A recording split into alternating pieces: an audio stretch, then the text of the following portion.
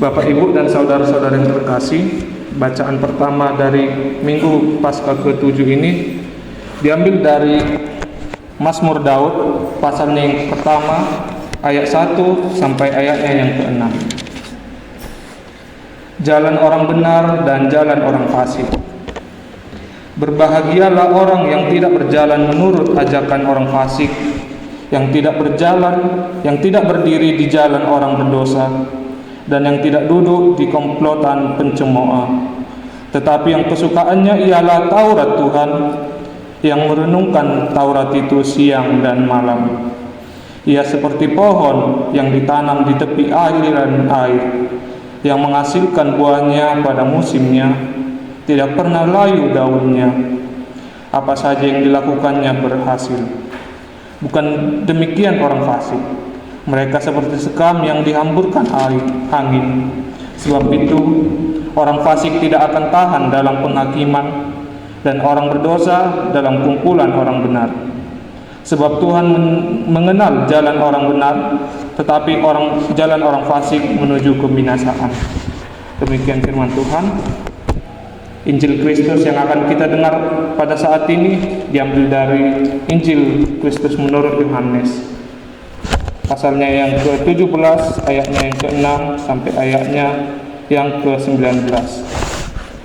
Doa Yesus untuk murid-muridnya. Demikianlah Injil Tuhan. Aku telah menyatakan namamu kepada semua orang yang Engkau berikan kepadaku dari dunia. Mereka itu milikmu, dan Engkau telah memberikan mereka kepadaku, dan mereka telah menuruti firman-Mu. Sekarang mereka tahu bahwa semua yang Engkau berikan kepadaku itu berasal dari Engkau. Sebab segala firman yang Engkau berikan dan kepadaku telah kuberikan kepada mereka, dan mereka telah menerimanya. Mereka tahu benar-benar bahwa aku datang dari Engkau, dan mereka percaya bahwa Engkaulah yang telah mengutus aku. Aku berdoa untuk mereka, bukan untuk dunia aku berdoa, tetapi untuk mereka yang telah Engkau berikan kepadaku, sebab mereka adalah milik-Mu. Dan segala milikku adalah milik-Mu, dan milik-Mu adalah milikku, dan aku telah dimuliakan di dalam mereka. Aku tidak ada lagi di dalam dunia, tetapi mereka masih ada di dalam dunia. Dan aku datang kepadamu, ya Bapa yang kudus, jagalah mereka dalam namamu, yaitu namamu yang telah Engkau berikan kepadaku, supaya mereka menjadi satu sama seperti kita. Selama aku bersama mereka, aku menjaga mereka dalam namamu yang telah Engkau berikan kepadaku. Aku telah menjaga mereka, dan tidak ada seorang pun dari mereka yang binasa, selain dia yang memang harus binasa, supaya yang digenapi yang tertulis dalam kitab suci. Namun sekarang aku datang kepadamu, dan aku mengatakan semuanya ini sementara aku masih ada di dalam dunia, supaya penuhlah sukacitaku di dalam diri mereka. Aku telah memberikan firman-Ku kepada mereka, dan dunia membenci mereka, karena mereka bukan dari dunia, sama seperti aku bukan dari dunia. Aku tidak meminta supaya Engkau mengambil mereka dari dunia, tetapi supaya Engkau menjaga mereka dari yang jahat. Mereka bukan dari dunia, sama seperti aku bukan dari dunia. Kuduskanlah mereka dalam kebenaran, firman-Mu itulah kebenaran. Sama seperti Engkau telah mengutus aku ke dalam dunia, demikian pula aku telah mengutus mereka ke dalam dunia. Aku menguduskan diriku bagi mereka, supaya mereka pun dikuduskan dalam kebenaran. Demikianlah firman Tuhan. Demikianlah Injil Yesus Kristus. Yang berbahagia ialah mereka yang mendengarkan firman Tuhan dan yang memeliharanya, serta melakukannya dalam setia dalam kehidupan sehari-hari. Haleluya.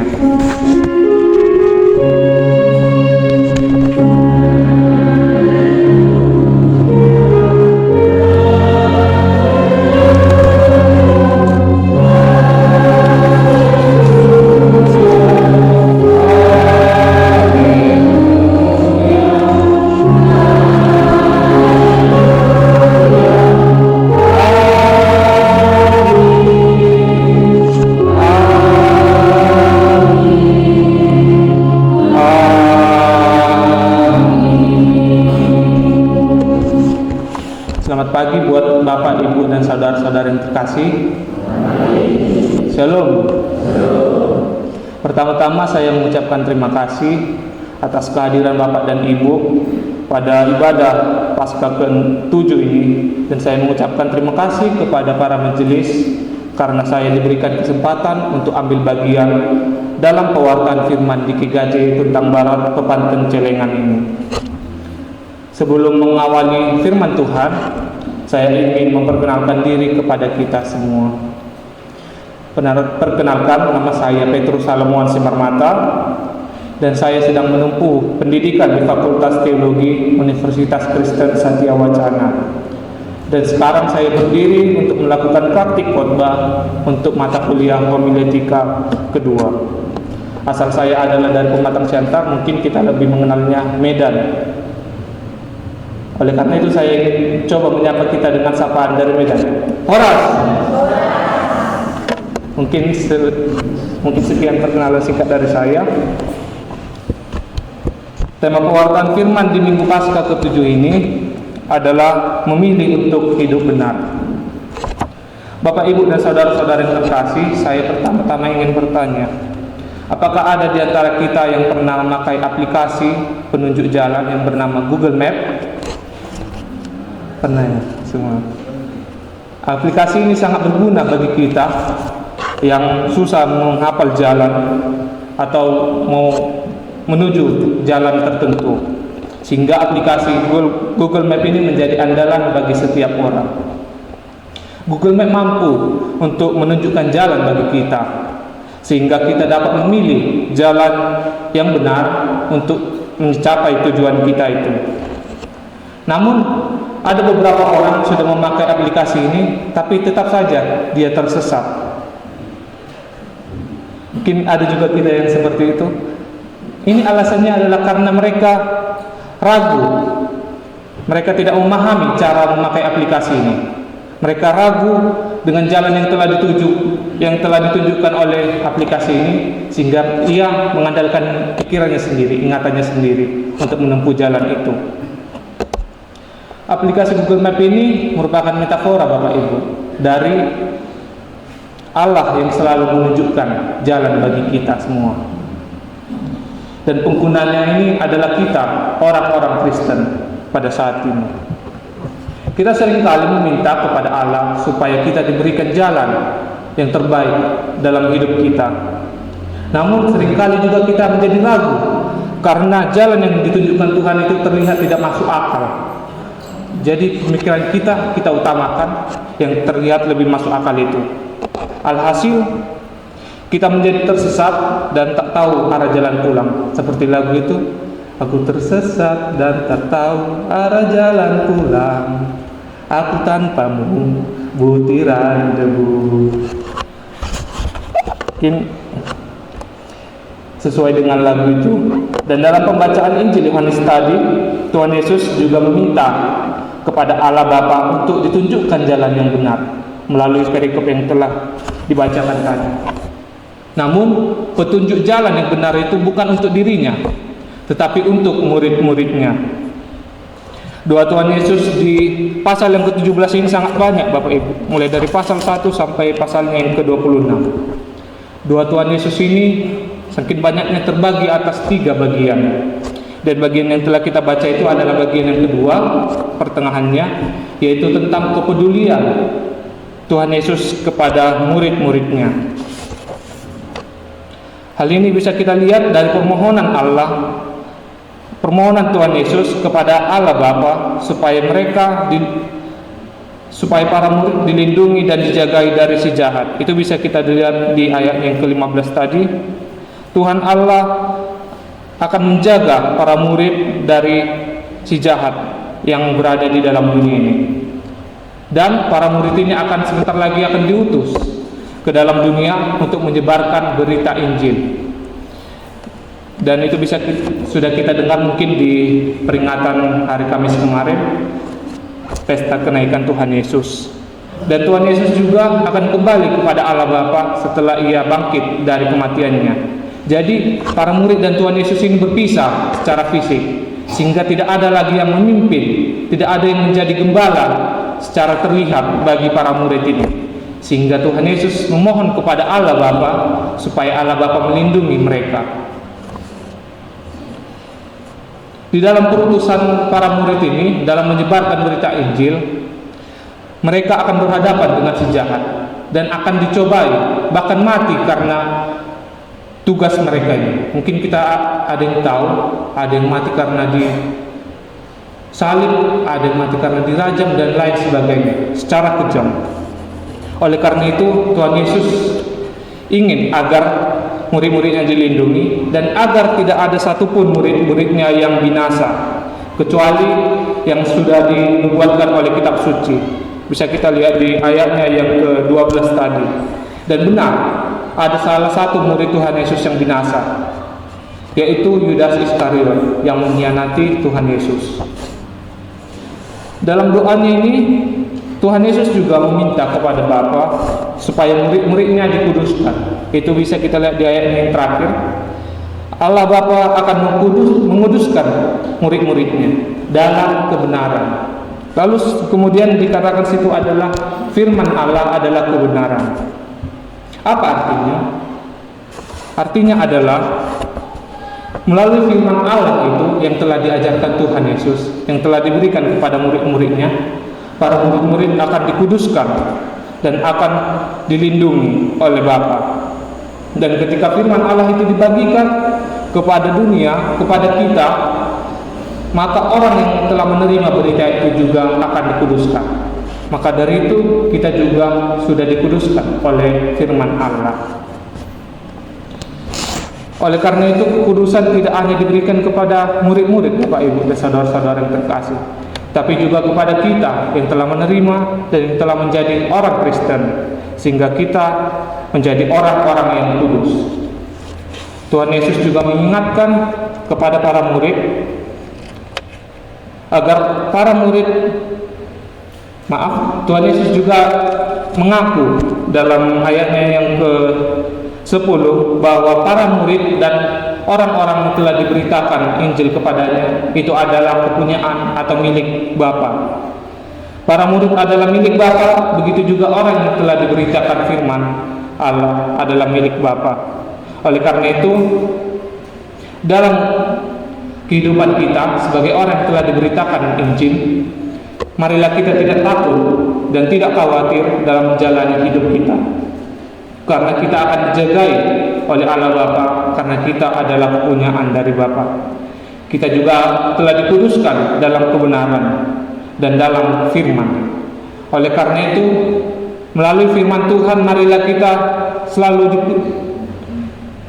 selalu dikuatkan dan selalu dimampukan dalam menjalani kehidupan kita. Marilah kita juga dengan rajin membaca firman Tuhan yang telah kita terima melalui Alkitab, melalui perenungan-perenungan setiap hari. Dan marilah juga kita mengingat bahwa di dalam hidup kita pasti akan ada si jahat yang selalu menggoda kita dan selalu mengintai kita untuk menerkam dan membinasakan kita dikala kita sedang lengah. Sangat banyak cara yang telah dilakukannya dan yang akan dilakukannya kepada kita agar kita tersesat dan salah dalam langkah. Oleh karena itu dalam minggu ini kita diingatkan untuk berhati-hati dalam memilih untuk hidup yang benar, memilih langkah hidup yang benar. Ketika kita diciptakan oleh Allah, kita diberikan kemampuan untuk memilih apa yang kita kehendaki. Dalam pemahaman teologis ini disebut sebagai kehendak bebas atau free will. Dan ini bisa kita temui di Kejadian pasalnya yang pertama, di mana Tuhan Allah memberikan kepada kita kuasa sebagai teman sekerja Allah, sehingga kita secara bebas memilih jalan hidup kita sebenarnya. Namun sebagai teman sekerja Allah, kita dituntut untuk memilih sesuatu yang seturut dengan kehendak Allah. Jadi kebebasan itu sebenarnya tidak secara bebas, secara penuh, tetapi ada panduan dan petunjuk dari Allah kepada kita, supaya kita dapat memilih langkah hidup yang benar. Allah juga tidak ingin kita seperti robot yang melakukan perintah yang tidak dia pahami, sehingga Melalui free will atau kehendak bebas ini, kita diberikan anugerah untuk menunjang tugas panggilan kita sebagai teman sekerja Allah. Namun seringkali dalam menggunakan kehendak bebas kita ini, kita memilih langkah hidup yang salah, sehingga kita memperoleh kesenangan duniawi dan bahkan melawan perintah Allah. Oleh karena itu, melalui pewartaan firman hari ini kita diajak untuk memilih hidup yang benar melalui kehendak bebas yang telah kita miliki. Namun, apa sebenarnya hidup yang benar itu? Pada ayatnya yang ke-6 sampai yang ke-7 tadi dikatakan bahwa hidup benar itu adalah mau menerima dan mau menuruti firman Tuhan seperti yang telah dilakukan para murid. Mereka telah menuruti firman Tuhan dan memberitakannya kepada dunia. Di dalam dunia ini masih banyak orang yang hidup dalam kegelapan. Oleh karena itu, kita juga diajak untuk seperti para murid memberitakan Injil, memberitakan kebenaran itu kepada sekeliling kita. Bukan hanya melalui khotbah Bapak Ibu, tetapi melalui pikiran, perkataan, dan perbuatan kita yang seturut dengan kehendak Tuhan. Bapak Ibu dan saudara-saudara yang terkasih, dalam memilih hidup benar itu selalu ada pemikiran yang logis sehingga kita diganggu untuk menyimpang dari jalan yang telah ditentukan Tuhan. Ada suatu film yang pernah saya tonton, yaitu berjudul God is Not Dead. Di dalam film itu terdapat seorang profesor filsafat. Dia ini sangat jago dan pintar dalam berlogika. Namun ia tidak percaya kepada Tuhan dan sangat anti dengan namanya orang Kristen. Menurutnya orang Kristen itu adalah orang yang pandai berhalusinasi dan pandai berbohong ketika mereka mengatakan bahwa Tuhan itu ada. Suatu hari ia mengajar di suatu kuliah di universitas. Namun sebelum ia memulai pengajarannya itu, ia meminta kepada mahasiswanya supaya menuliskan 3 kata, God is dead, atau dalam bahasa Indonesianya, Tuhan telah mati. Kemudian semua mahasiswanya menuliskan kalimat itu dengan lancar. Namun tidak dengan satu orang mahasiswa yang berani mempertahankan iman kepercayaannya. Ia tidak mau menuliskan kalimat itu, sehingga si profesor mengancam dan menantang si mahasiswa yang menolak ini untuk membuktikan, tunjukkan bahwa Tuhan itu ada dan Tuhan itu benar-benar nyata. Setelah selesai kelas, tiba-tiba si profesor ini mendatangi si mahasiswa itu dan mengancam supaya mahasiswa itu menolak tantangannya, karena si profesor ini juga ragu akan keyakinannya. Hingga suatu hari terungkaplah suatu fakta bahwa si profesor ini ternyata sebelumnya adalah orang Kristen, orang yang percaya kepada Tuhan Yesus. Namun ketika dia bergumul, ketika ibunya sedang sakit-sakitan dan bahkan sekarat, ia meminta kepada Tuhan supaya ibunya itu disembuhkan dari penyakitnya dan dapat sehat kembali. Namun sepertinya Tuhan tidak mendengarkan doanya. Ibunya kemudian sakit dan makin parah hingga akhirnya meninggal. Sejak saat itu si profesor pun menganggap bahwa berarti Tuhan tidak ada, berarti Tuhan tidak dapat mendengarkan doa-doaku, maka dari itu Tuhan telah mati. Begitu pemikiran dari si profesor.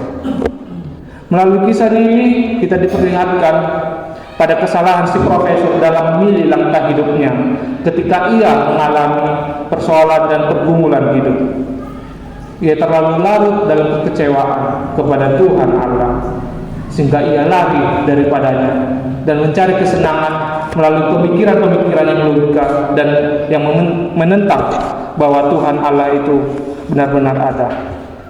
Mungkin kita juga pernah berada di posisi ini ketika kita berdoa kepada Tuhan untuk diberikan pekerjaan yang terbaik, diberikan kemudahan dalam menjalani perkuliahan, persekolahan, dan pekerjaan kita. Namun seakan-akan Tuhan tidak pernah ada, tidak mendengarkan doa kita. dan kita mengatakan, di mana Engkau Tuhan ketika aku berdoa kepadamu? Di dalam kegagalan itu mungkin kita berpikir seperti itu, Bapak Ibu dan saudara-saudara terkasih. Namun dalam memilih untuk hidup yang benar, kita harus dapat melawan pemikiran-pemikiran itu dan tetap berpegang teguh kepada iman kepercayaan kita.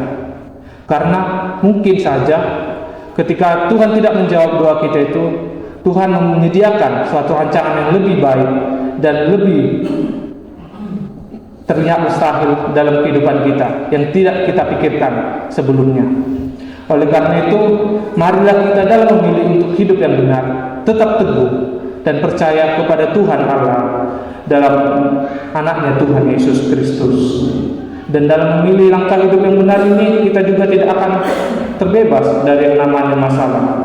Kita mungkin akan dikecewakan dengan harapan kita dan dengan banyaknya masalah yang membuat kita mundur atau takut dalam kehidupan kita. Namun, bagaimana cara merespon segala masalah dan segala kekecewaan ini yang muncul akibat pilihan kita untuk terus hidup benar? Yang pertama adalah tetap tekun dalam kekudusan. Kualitas orang Kristen akan terlihat dari ketekunannya dalam merespon panggilan Allah dalam kehidupannya.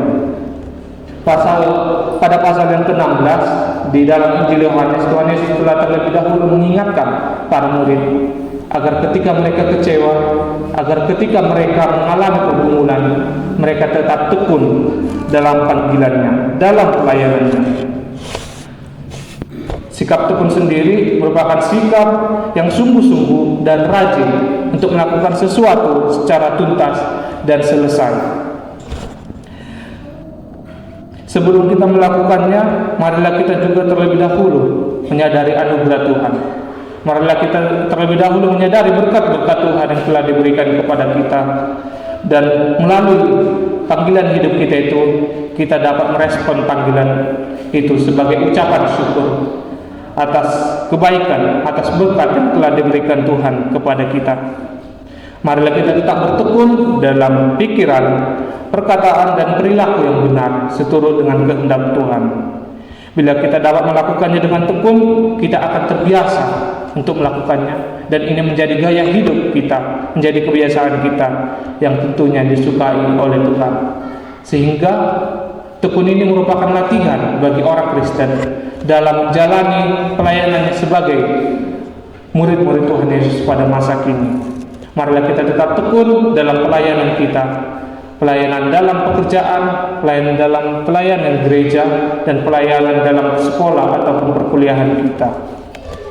Bila kita bertekun dalam kekudusan, kita juga akan mengamini doa Tuhan Yesus yang telah kita dengar pada saat ini. Pertanyaannya bagi kita, apakah kita mau selalu bertekun dalam kekudusan itu? Lalu yang kedua adalah melakukan retreat kepada Allah bila kita mengalami masalah dan kekecewaan. Mungkin ada di antara kita atau teman-teman yang pemuda melakukan retreat dari kegiatan gereja atau kegiatan organisasi lain. Kegiatan retreat adalah kegiatan untuk menarik diri dari rutinitas, dari kesibukan kita yang telah kita lakukan setiap hari. Namun ini dilakukan untuk sementara waktu. Dalam retreat ini kita memfokuskan diri kepada hal-hal yang positif yang dapat memperbaharui diri kita sehingga dapat lebih kuat dalam menjalani hidup. Melalui kegiatan ini kita juga dapat menjalani rutinitas kita kemudian dengan jauh lebih ceria dan jauh lebih semangat. Hal ini juga akan terjadi bila kita melakukan retreat kepada Tuhan Allah, kepada hadirat Allah. Melalui tindakan retreat kepada Allah, kita menarik diri dari permasalahan hidup dan dari kekecewaan kehidupan kita untuk sementara waktu, dan kita datang kepada hadirat Allah Bapa dengan merefleksikan apa yang menjadi kehendak-Nya melalui pembacaan Alkitab, berdoa, pujian, dan lain sebagainya.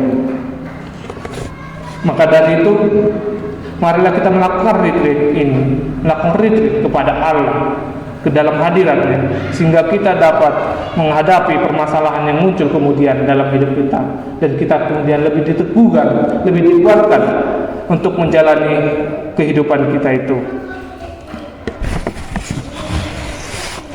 Bapak, Ibu, dan saudara-saudara yang terkasih, untuk memilih untuk hidup yang benar merupakan harapan Tuhan Yesus bagi kita yang disampaikan dalam dua-duanya. Tuhan Yesus menginginkan agar kita, murid-muridnya pada masa kini, untuk dapat memilih hidup yang benar.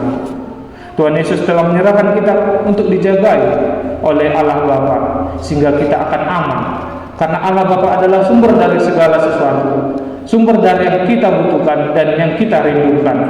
Maka dari itu marilah kita bermohon kepada Allah Bapa di dalam nama Tuhan Yesus Kristus, Anak-Nya.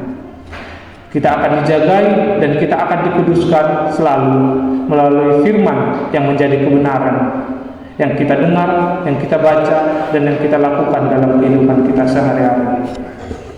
Ini merupakan berkat dari Tuhan Yesus kepada kita, Bapak Ibu. Jadi berkat tidak hanya merupakan materi, uang, pekerjaan, baju, dan lain sebagainya.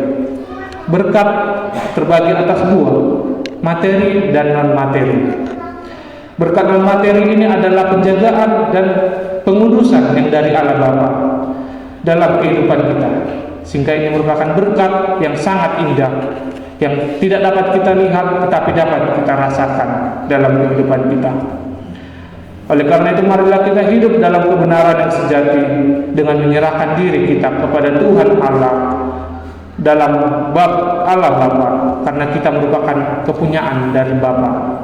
Dan marilah kita menolak berkompromi dengan si jahat, dengan si iblis, godaan-godaan yang ada dalam kehidupan kita, sehingga kita dapat memilih untuk hidup benar dan dijauhkan daripada penyimpangan-penyimpangan jalan dalam kehidupan kita. Tuhan Allah akan memampukan kita dalam memilih untuk hidup yang benar, dan Roh Kudus akan menguatkan kita untuk melakukan segala sesuatu yang seturut dengan kehendak-Nya. Tuhan Yesus memberkati kita, Bapak, Ibu, dan saudara-saudari. Amin. Marilah kita bersaat teduh sejenak. Saya teduh mendengar.